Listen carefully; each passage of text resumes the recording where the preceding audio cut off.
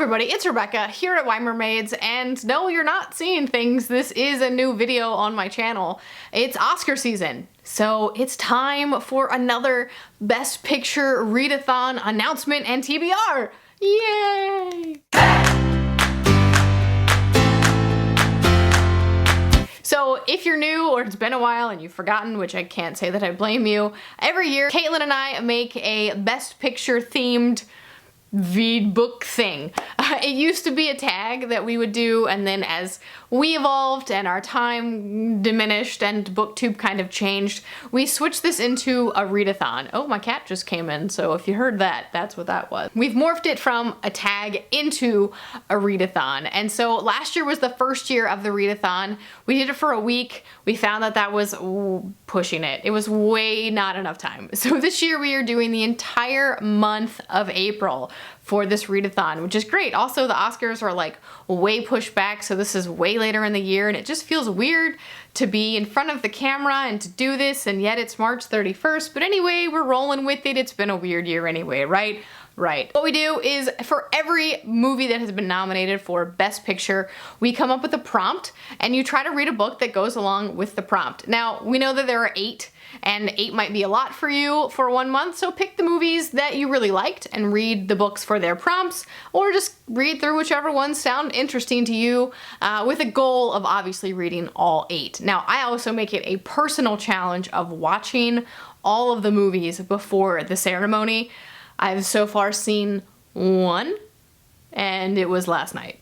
So, yeah, I have a little bit of work to do, so it's going to be a busy month of April for me, but that's okay. So anyway, this video, I'm gonna tell you the movies, the prompts, and my potential TBR. Now, we all know I'm a bit of a mood reader. I make plans, I change them, I throw books out the window. It could change, but this is what I am currently planning to read as well for each of these prompts. These go in alphabetical order as always, so we're gonna start with The Father. This is a movie with Anthony Hopkins and Olivia Colman, and Anthony Hopkins is the father to Olivia, and he has dementia, so she is taking care of him. I don't know much else. I haven't seen it yet, but we chose for this one, the prompt is to read a book with a parent-child relationship kind of at the center of it, or a prominent parent-child relationship. And on my TBR is Love and Olives by Jenna Evans Welch. I read Love and Gelato of this month, whenever it was, and it was cute. I liked it. This one was available. It's the 3rd book, but I don't think it matters what order you read them in, because I don't think they're technically related. All I know is that it's a girl and she's building a relationship with an absent father, so I was like, hey, that'll work. I'm sure she'll fall in love in the process, because duh. But at the core, right, should be this family relationship. I'm hoping. If not, then I'll have to find another book.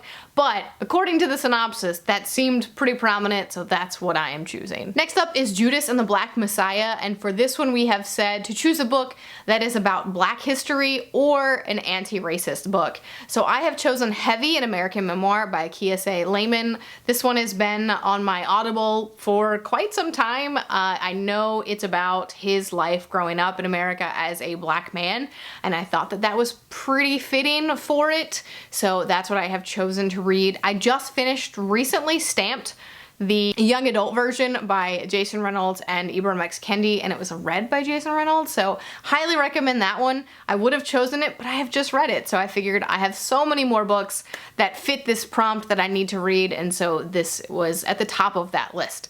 And so I have this one on Audible again, so I'm gonna be listening to this one. Up next is Mank, which is, the movie is about Citizen Kane, which I'm gonna be real with you, I majored in film. I had to watch that movie like 4 times in different classes.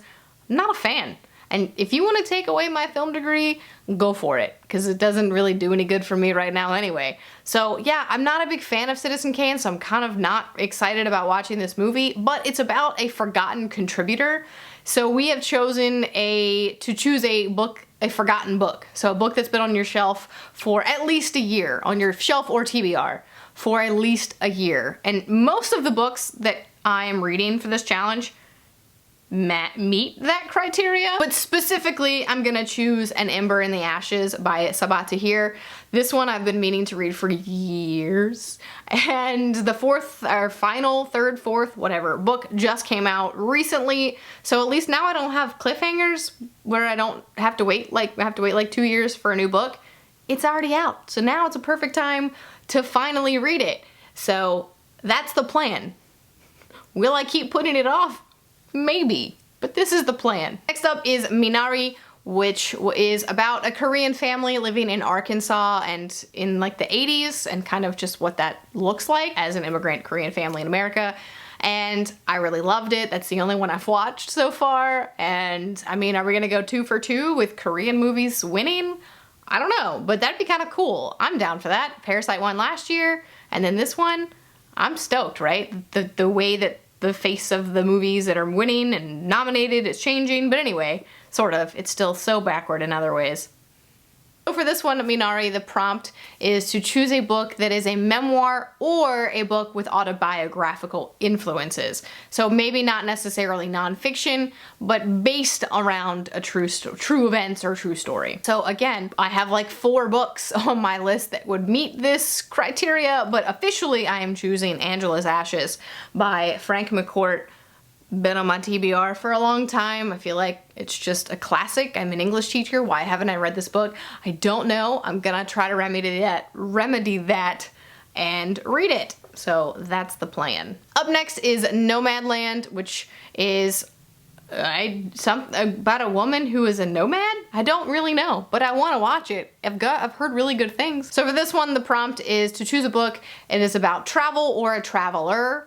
So either one. So I have chosen My Life on the Road by Gloria Steinem. This one has also been on my TBR for a long time. This was recommended by Emma Watson as part of her like feminist reading book recommendations. So I was like, I need to read it. I've heard mixed things, but that's fine. I'm gonna read it because I need to read it, and yeah. All right, next up is Promising Young Woman. All I know is it's like feminist something, but we have chosen for this one a book about a controversial topic. So I will be reading Infinite Country by Patricia Engel, which is a very big book right now, and I got it from the library, and I have like 9 people on hold behind me and like 14 days to read it, so that's gonna be first up. And yeah, it fits because it's about immigration and how they potentially overstay their visas and are potentially illegal immigrants. So I feel like that's pretty controversial. That's what I'm gonna read. 2 left. And this one is Sound of Metal. And this one is about a heavy metal drummer who goes deaf, I believe. And so we actually have 2 prompts for this one because of the nature of the fact that there just aren't as many books for one of them. But anyway, the prompt that we have chosen, the first one, the main one, is to choose a book with a protagonist who is part of the deaf or hard of hearing community. But we know that's limiting. There aren't as many books as there should be with protagonists who are deaf or hard of hearing. And so because of that, we've also opened it to an either or. The character in the movie also, we believe, has a substance abuse problem. So we have also opened it up to a book with a protagonist who is dealing with a substance abuse problem. So it's an either or an and if you would like. I actually have 3 books for this topic because I haven't read as many books with deaf or hard of hearing protagonists, and I wanted to remedy that, so I actually have 2 for that one. One of them is You're Welcome Universe by Whitney Gardner, which I believe is a dual protagonist story, and one of them is deaf or hard of hearing. I also believe it's YA. And the other one is probably the more widely known one, which is El Defo by Cece Bell, which I believe is a middle grade young adult graphic novel. I want to expand my own reading with these types of characters, so that's why I have 2. But then I also really like stories that deal with like substance abuse and things like that, so I have chosen Go Ask Alice by Anonymous because I haven't read it and feel like I need to fix that because yeah, it's very popular, very good supposedly, and as again a high school English teacher I should probably have read it. So it's also pretty short and it's letters, so this will probably take me like a day. Finally, the last movie is The Trial of the Chicago 7, and so for this one, it's a very easy, hopefully broad topic, which is to choose a book with a number in the title. And for this, I have chosen Kim Ji-young, born 1982, by Cho Nam-ju, which is part of Namjoon's reading list, which I'm trying to slowly work my way through because I just think he's a really inspirational person and very knowledgeable and very intelligent. And so I kind of wanted to read some of the books that he's recommended, and this was on it. And from what I know, it's a very typical day or life of a Korean woman at this time, which was a new thing. And so it's kind of a feminist book in the sense that like men didn't really read books about women, and Korean women hadn't really seen themselves represented like that before either. I've heard mixed things, but I've heard it's also a very important book for the feminist movement, especially in Korea. So I thought that I would check it out, and so that is on my list for this one. It fits the topic, and I'm excited to check it out. Well, that's it for the Best Picture Readathon 2021 announcement, prompts, and TBR. I'm very excited to be bringing this back, to be having these conversations with Caitlin again, and all of you. Let me know down in the comments what you're gonna plan to read for these prompts, if you're gonna participate with us.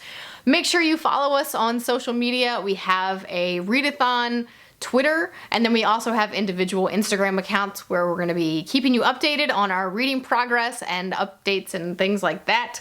We're also going to be doing a few live tweeting watchathons for some of the movies that are more widely available, so if you'd like to join us for that, please let us know. And again, follow us along for dates and things. Those are still upcoming because we haven't figured them out yet. Well, that is it. Yeah, that's it. So that's it for me today. I will see ya when I see ya.